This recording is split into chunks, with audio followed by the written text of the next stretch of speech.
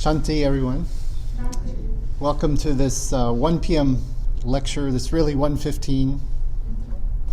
I always like to preface these 1 p.m. or 1:15 lectures just noting that the noon meditation is intended to be an inspirational talk, and the 1 o'clock or the 1:15 is much more sort of data driven, so it has a little different quality. And today's lecture is Exploring Life's Great Questions. And what I wrote about this is, in this lecture we will explore some of the great questions posed by philosophical traditions in both the East and the West.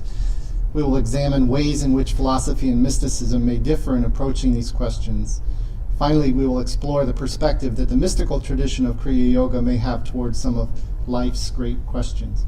So it's a little bit of grandiose notion here that we're going to tackle the great questions of life.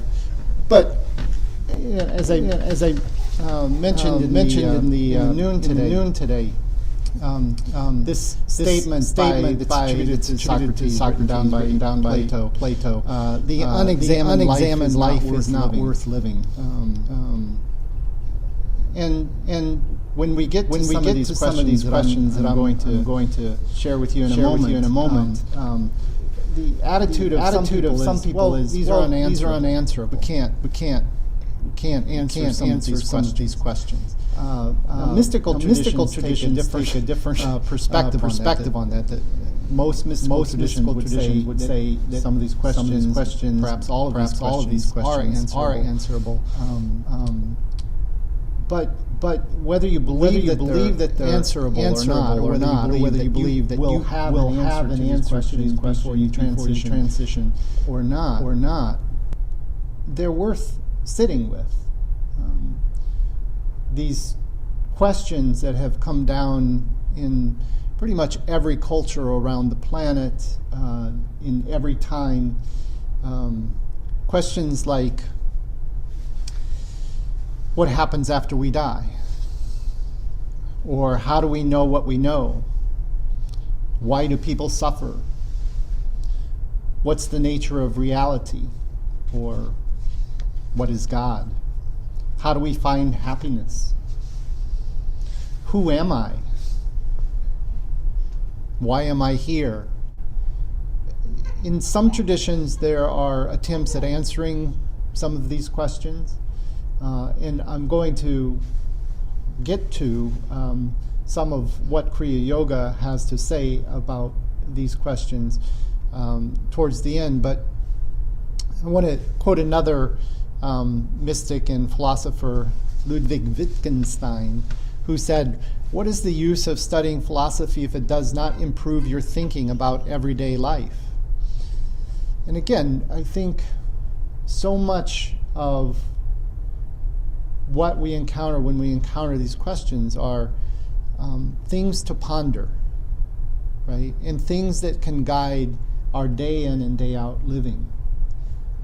That we don't have to approach them from some perspective of, feeling frustrated or the sense that, well, these are unanswerable. In a sense, we can come to our answers informed by our spiritual tradition or our study, and know that the answer that we have today may be different than the answer we'll have in a year or in 10 years or at the point of our transition. It was Ramana Maharshi, this famous Indian yogi and mystic, who suggested that a lifetime meditation would be one of these questions. And the question that he suggested was a lifetime meditation is, who am I?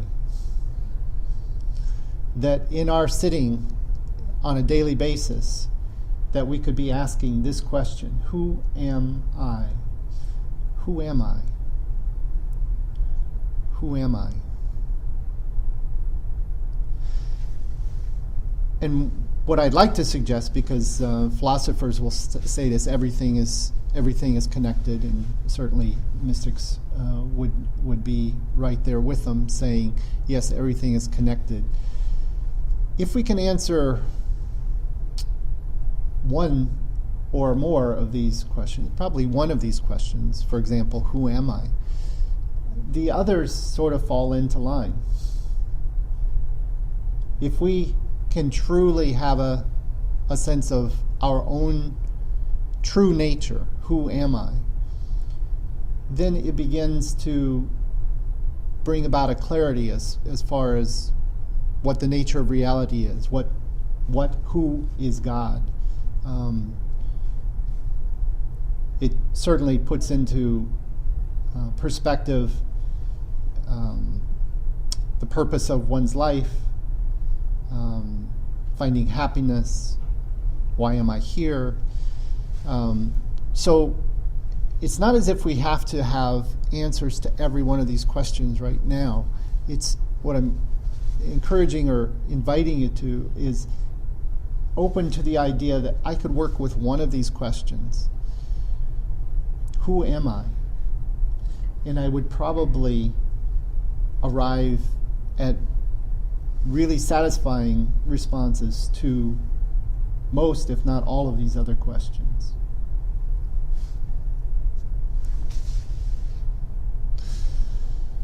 Kriya Yoga is very much about direct experience, and that's true of all mystical traditions. In fact, a definition of mysticism is direct experience, one definition. And what we are trying to experience directly, in some sense, with Kriya Yoga is our true nature. And so it's really consistent with Ramana Maharshi's encouragement or suggestion that our single meditation, lifetime meditation, could be this question, who am I? In the practice of Kriya Yoga, we are in the process of coming to understand or realize or experience in a very direct way our true nature. Who am I really?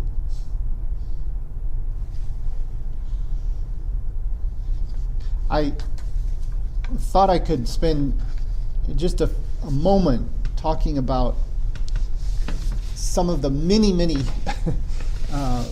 responses to one of these questions that has been posed through time, just to give you a sense of the diversity of responses, but also maybe to, in a sense, consider our own response to this particular question. And the question is there a God?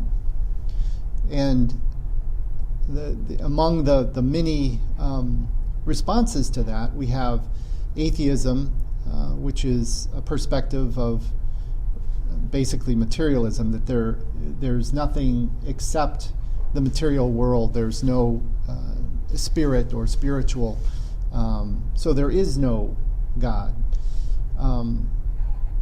And when I encounter people with the perspective of atheism, in the same sense that they might challenge somebody who believes that there is God or is on a path on a spiritual path, and they might say, well, how do you know? The same question can be posed to the atheist. How do you know that there is no God? We have another response to this question. Is there a God? And that's the theistic response, that there is at least one God, one supreme being. Then we have polytheism, which suggests that there are many gods or many supreme beings. Monotheism, which is the notion that there's exactly one God. The Trinitarian monotheistic perspective, which suggests, and this is the sort of the philosophically developed Christianity perspective, that there is one God but in three persons, the Trinity. Then there's the deistic perspective, the belief that there is a God who created everything but who stands apart and does not intervene or interfere in any way with that creation. And in fact, it's often argued that many of the founders of our particular country were deists who believed in some creative being, but who was then separate from the creation or not going to intervene or interfere. And then we get to this to me at least, very interesting perspective, agnosticism. And the agnostic says that I don't know whether there is a God or not. And it's kind of interesting that, and perhaps you've experienced this in your interactions, the humble agnostic will say that he doesn't know, or he or she doesn't know whether there is a God. The less humble agnostic will say, not only do I not know, but you don't either. And the least humble agnostic will say, not only don't I know and you don't, but it's not knowable. And that flies right in the face of mysticism, which is about direct knowledge of the reality. And the reality being what we might think of as Brahman or of God. So in thinking about the agnostic a little bit, maybe like the atheist, it's kind of, I think the question to pose back is, have you spent your life aspiring to know? Or is this simply a defensive posture of nobody can know, it's not knowable, I haven't expended any energy, or I expended energy and then I got frustrated and I gave up. To work with that perspective a little bit, if we wanted to engage in a dialogue, it might be interesting. So we have, especially in the West, the idea that there's this creator God. And whether this is the theistic or the deism perspective, monotheism, or the Trinitarian monotheism, there's a God that was the creator. And it's a personal God. It's a God that one has in sense, a personal relationship with. In a lot of the mystical traditions, we may have, for example, a face of God that we have a personal relationship with. It is our face of the reality. And we have that face in order to relate to it, because it's very hard to relate to something that is impersonal, something that is both immanent and transcendent everywhere, all at the same time. It's a little bit hard to grasp, let alone hard to have a relationship with. And so, for example, in Kriya Yoga, we talk about our Ishta Devata, our chosen face of God, our chosen image of God. There's a realization that isn't the totality of God. It's not the completeness of God. It's an image. It's a being. It's a deity that one can have a personal relationship with. But then there's the God without attributes, the God that goes beyond that particular chosen face of God.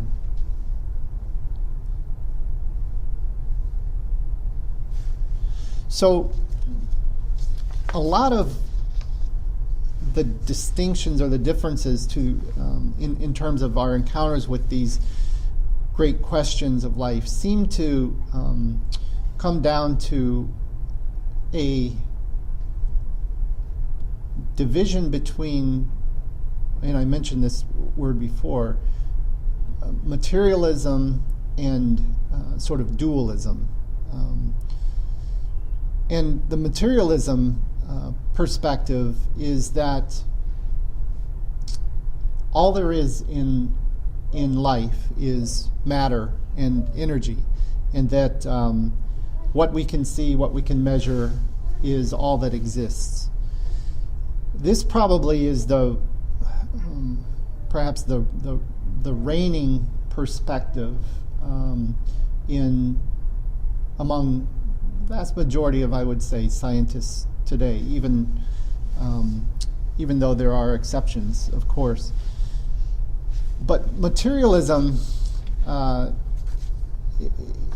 really, we run into some difficulty with this, because even though it is hard to measure the spirit, what we talk about in the West is that there's a difference between the mind and the body. Right? The body is material, the mind is non-material.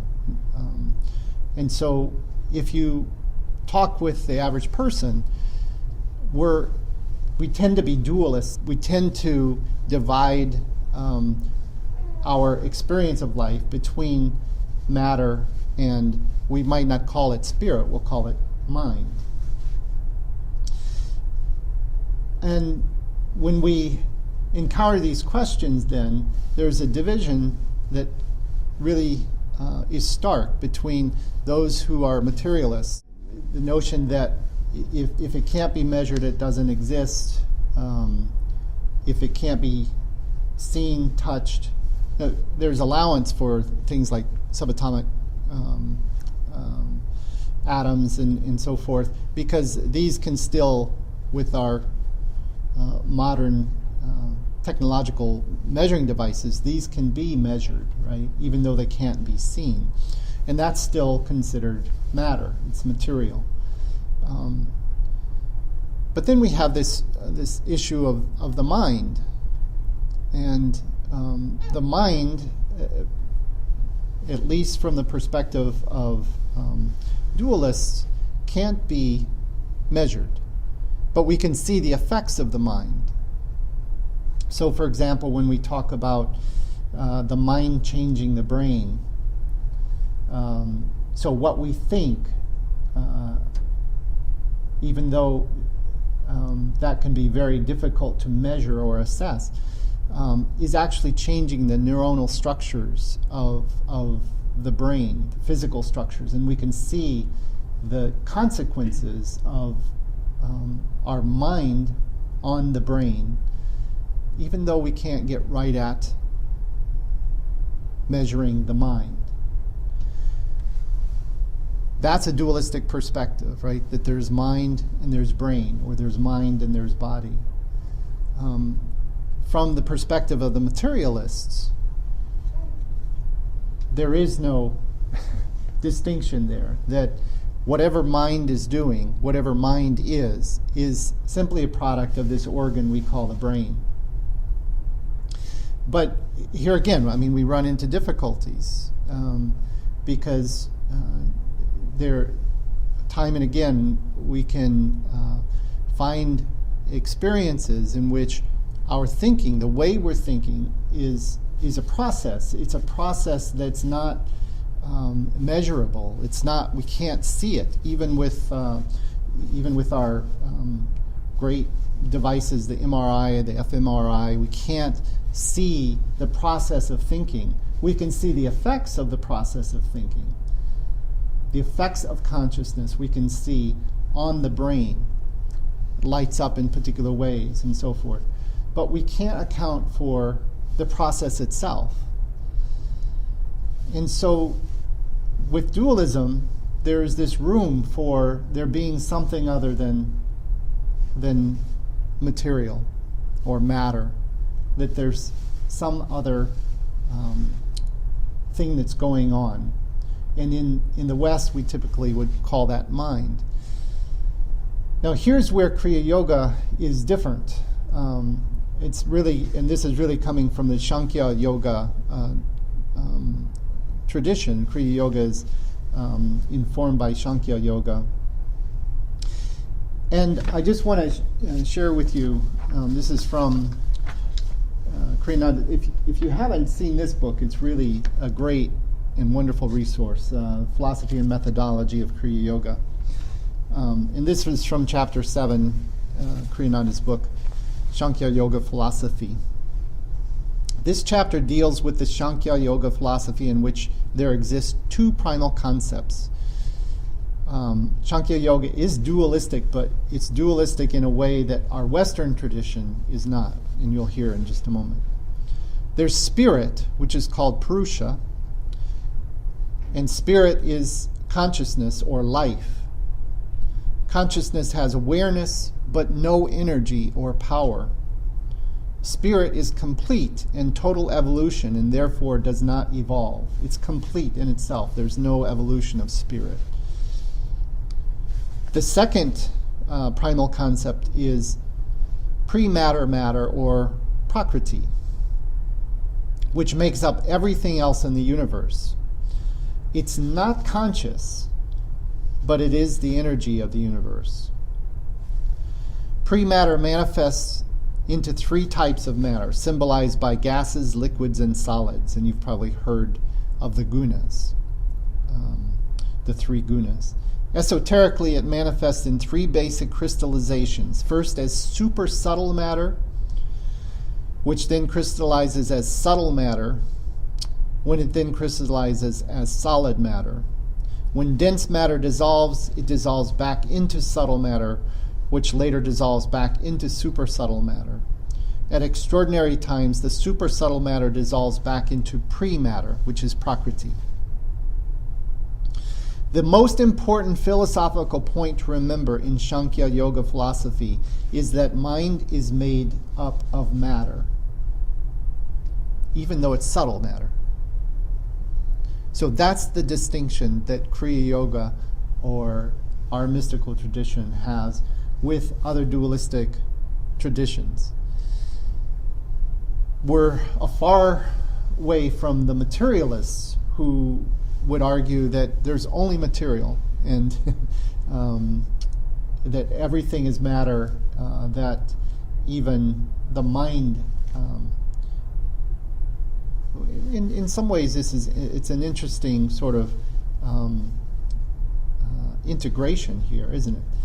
Because in Sankhya Yoga we're saying that the mind is matter, it's just subtle or super subtle matter.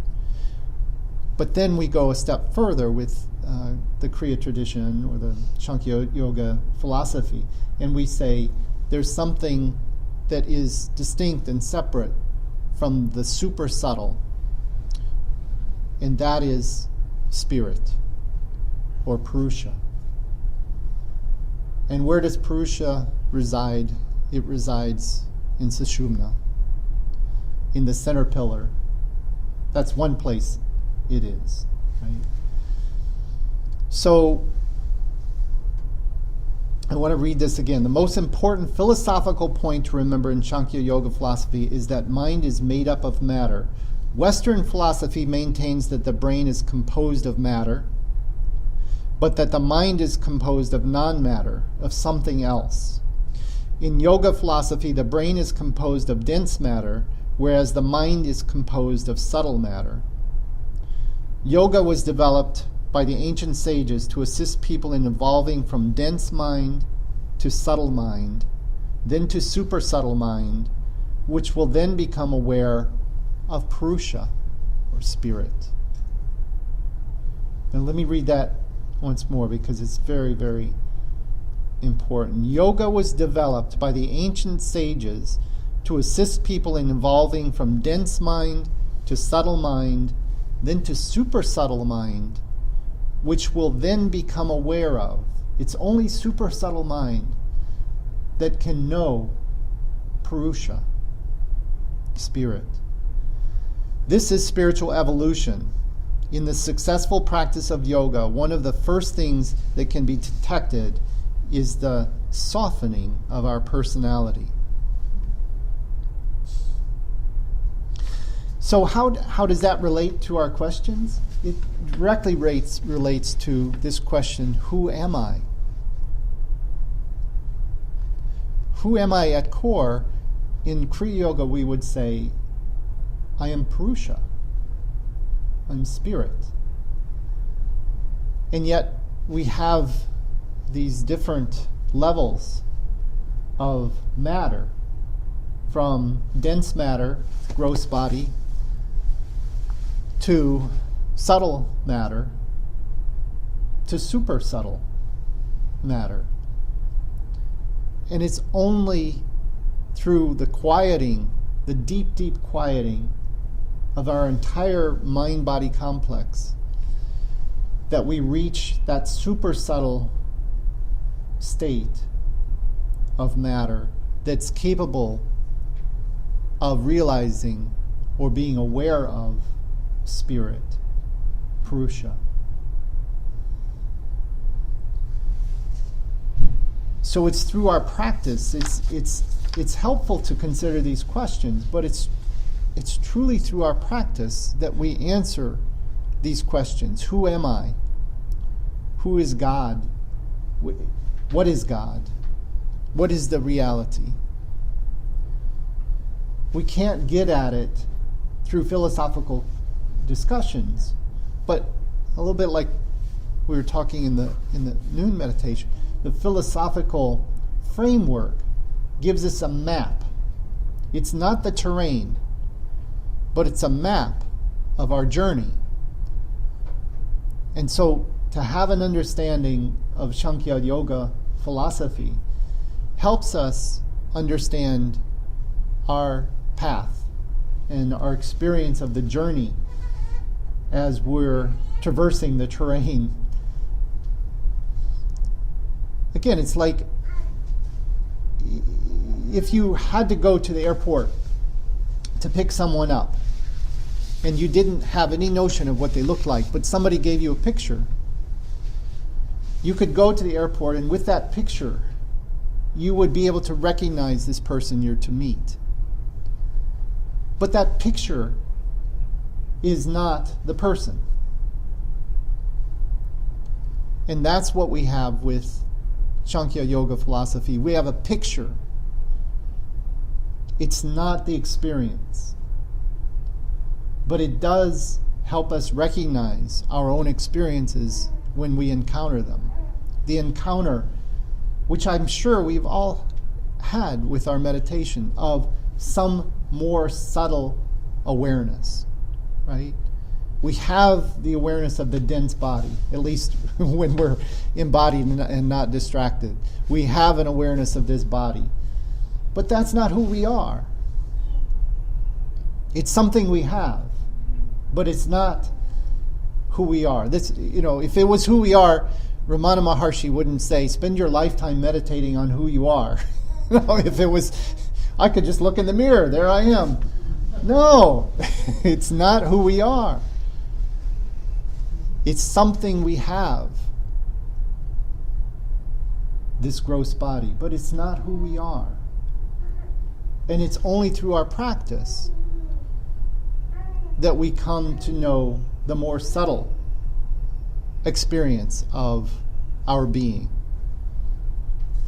But then, as we're informed by Sankhya Yoga philosophy, we know there's subtle, and then there's super subtle.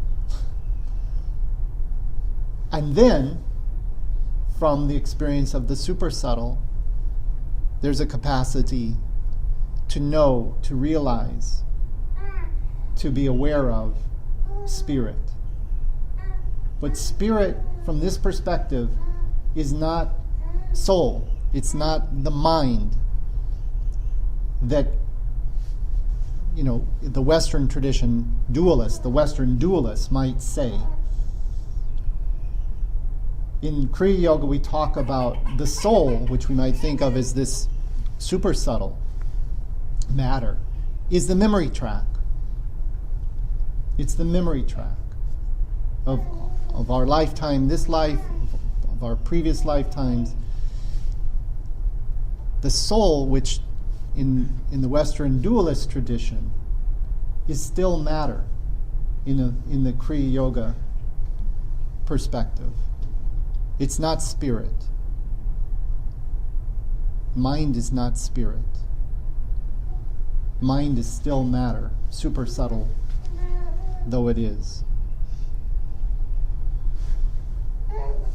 So I think maybe it goes without saying, we can come back to some of these questions. If I say, okay, I'm on a journey to discover who I am, then this question, why am I here, becomes the journey.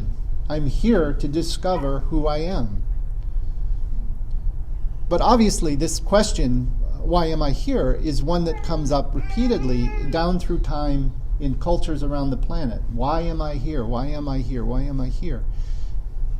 And from our perspective, the Kriya Yoga perspective, I'm here to discover, to realize, to remember, to recall who I am.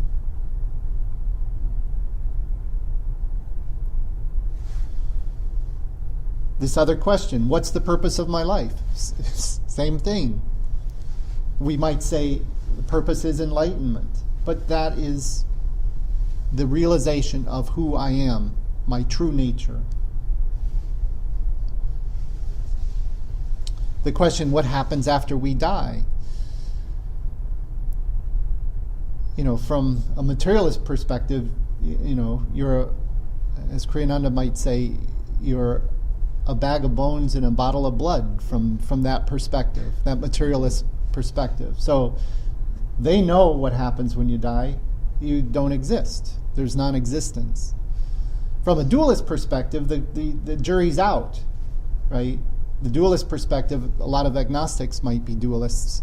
And the question is, well, something might happen, but I don't know, I can't know. Can't know because it hasn't happened yet. From a mystical perspective, you'd say, it's happened many, many, many times, and you can know. And that's why you're here, to know, to come to know. And it requires a life of dedicated searching, a path to follow.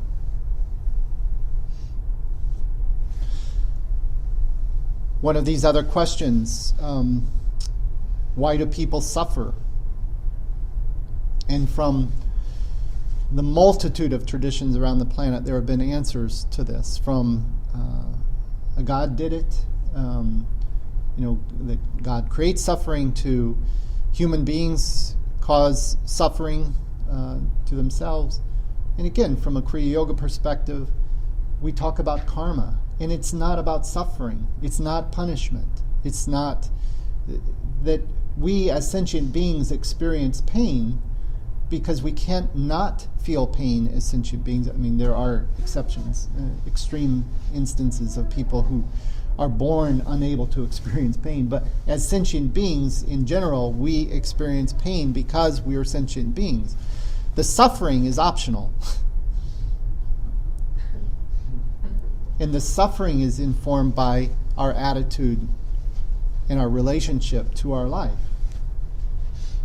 If we see life as a punishment, if we see it as, things that are happening to us, rather than our engagement with life, and maybe even recognizing or owning this concept of aham brahmasmi, I am my own creative principle. I am my own creative principle. I am my own creative principle. Not as a punishment, not that we're doing things to ourselves, but that life is about growing and evolution. And it's about evolving back to an awareness of the subtle and the super subtle. And finally, an awareness of spirit, our true nature.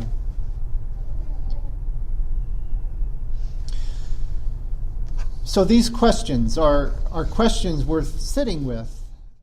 But in some sense, it's a little bit like how the mystical traditions often work with secrecy, right? one could have an intellectual exercise of sitting down with these questions and having a conversation, a dialogue. But in the mystical traditions, part of the reason there is secrecy, for example, in the initiatory rites, is that these practices that we do in yoga, secret or not secret, are really meant for us to have experience, direct experience of, and to engage in some intellectual exercise of a conversation of something that we don't know anything about because we haven't remembered yet, we haven't experienced yet, is kind of empty. However, if we treat the philosophy like a picture, like a roadmap, then it can inform us. We don't have to get into debate about whether it's true for me or not true for me. We can have it be an image that is informing us as we experience whatever it is that we experience in our spiritual practice. And we can refer to the image and say, oh yeah, that's what they were talking about. We can recognize it, like meeting somebody at the airport. We can look at the picture of the philosophy and we can say, I had an experience that is very much like that, like what's been described. And then it comes out of some sort of subjective experience and we realize, oh, there's an objective truth here. The yoga philosophy talks about this experience that I just had. And I can know that it wasn't some sort of delusion or a hallucination, because it resembles the image that's been articulated by the philosophy that's been passed down now for thousands of years.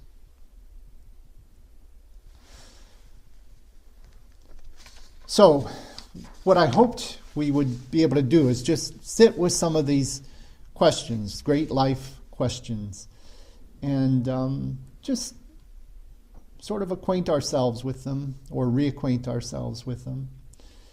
And think about how other traditions, other philosophical traditions have responded to these questions, but then refer to Kriya Yoga or Sankhya Yoga philosophy and see what the image is that tradition gives us, and see how it guides us, and see how it informs us.